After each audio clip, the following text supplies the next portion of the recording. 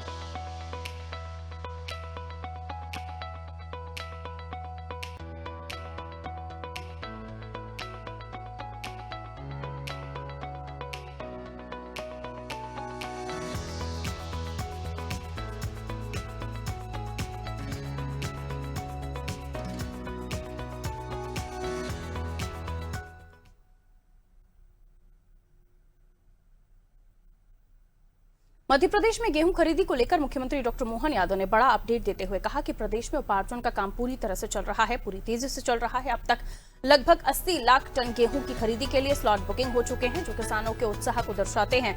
मुख्यमंत्री ने साफ किया है कि इस पूरी प्रक्रिया में किसानों को कोई दिक्कत ना हो, इसके लिए सभी मंत्रियों और विधायकों को मैदान में उतरने के निर्देश दिए गए हैं। उन्होंने कहा कि जनप्रतिनिधि खुद उपार्जन केंद्रों पर जाकर व्यवस्थाओं का जायजा लें और किसानों की हर संभव मदद के लिए उनके साथ खड़े रहें। साथ ही केंद्रों पर किसी भी तरह की लापरवाही को रोकने के लिए लगातार निरीक्षण जारी रखने की बात भी कही गई है।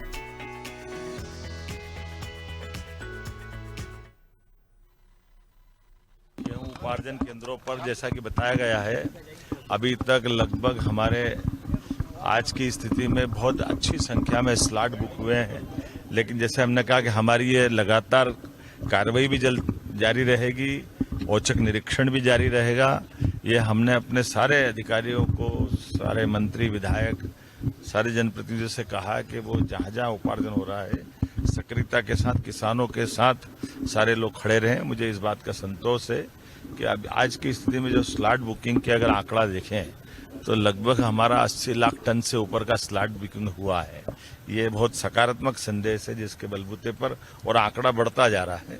हमने कहा ये लगातार जारी रहेगा। हर किसान को उनके उपार्जन को लेकर के मध्य प्रदेश सरकार मदद करेगी।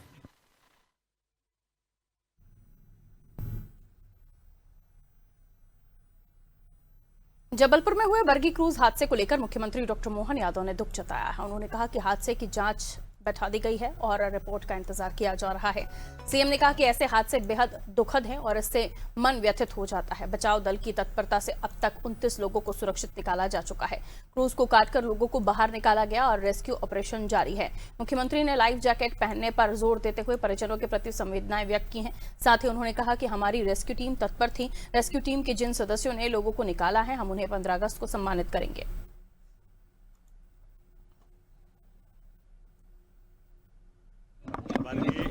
बरगी के अंदर जो कल मौसमी चक्रवात के कारण से दुर्घटना घटी है, कल ही हमने हमारे पर्यटन मंत्री धर्मेंद्र लोधी, माननीय मंत्री राकेश सिंह जी हमारे एससीएस संजय दुबे जी, एडीजी और तमाम अधिकारियों के साथ आर्मी, एनडीआरएफ, एसडीआरएफ सारी टीमों को लगाया। उस घटना में लगभग 29 लोग बचाए गए हैं, जो मुझे अभी तक जानकारी मिली है। अभी से थोड़ी देर पहले तक 9 बॉडी मिली है। हमारा रेस्क्यू अभी चल रहा है। मैं उम्मीद करूंगा कि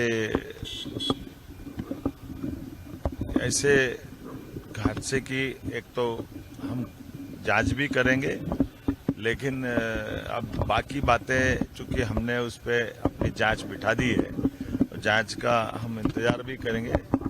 लेकिन ऐसे दुखद हादसे से मन को भी बहुत कठिन और मन दुखी भी है। और ऐसे माहौल में लाइफ जैकेट को खास करके क्रूज में सबको पहनना ही चाहिए। जिनने पहना उनको मालूम भी है, कुछ ने आधा अधूरा बांधा था। लेकिन ये सारी बातें जांच में आएगी, मैं अभी इस पे कुछ नहीं बोल पाऊंगा।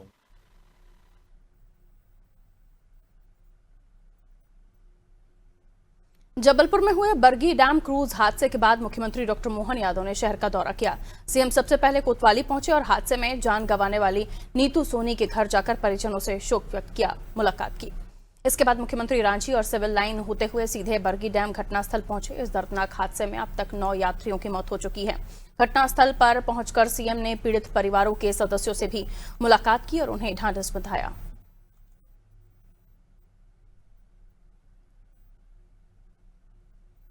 भोपाल में राज्यपाल मंगूभाई पटेल से मुख्यमंत्री डॉक्टर मोहन यादव ने लोक भवन पहुंचकर सौजन्य भेंट की। इस दौरान सीएम ने पुष्पगुच्छ भेंट कर राज्यपाल का अभिवादन किया। मुलाकात के दौरान प्रदेश के विभिन्न विषयों पर चर्चा की गई। इसके बाद सीएम डॉक्टर मोहन यादव लोक भवन पहुंचे और एक भारत श्रेष्ठ भारत कार्यक्रम में शामिल हुए। यह आयोजन महाराष्ट्र और गुजरात के स्थापना दिवस के अवसर पर आयोजित किया गया था, जिसमें दोनों राज्यों के सांस्कृतिक एकता और राष्ट्रीय एकजुटता का संदेश दिया गया। कार्यक्रम में राज्यपाल मंगूभाई पटेल और सीएम डॉक्टर मोहन यादव का गुजराती समाज और समग्र मराठी समाज के प्रतिनिधियों ने गर्मजोशी से स्वागत किया। इस अवसर पर दोनों राज्यों की सांस्कृतिक विरासत को दर्शाते हुए विभिन्न प्रस्तुतियां भी दी गईं।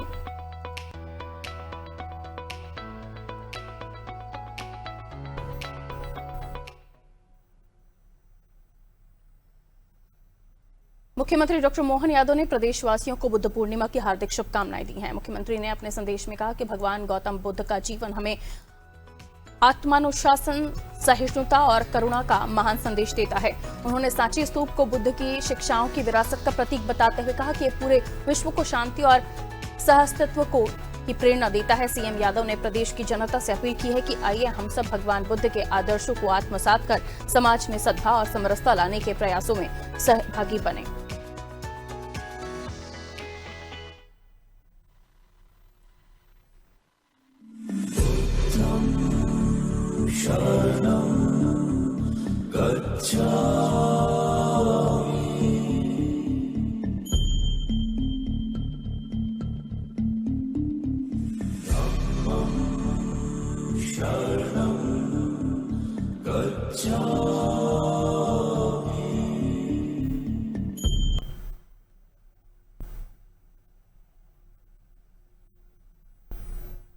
मुख्यमंत्री डॉक्टर मोहन यादव ने अंतर्राष्ट्रीय श्रमिक दिवस के अवसर पर प्रदेश के सभी श्रमिक भाई बहनों को हार्दिक बधाई और शुभकामनाएं दी।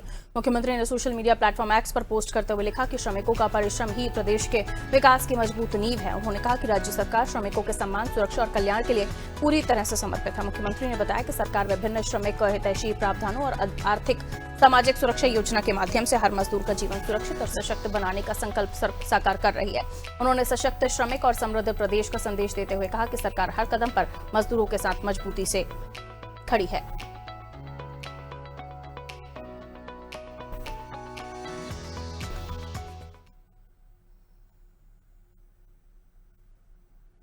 मुख्यमंत्री डॉक्टर मोहन यादव ने गुजरात और महाराष्ट्र के स्थापना दिवस पर दोनों राज्यों के लोगों को हार्दिक बधाई और शुभकामनाएं दी।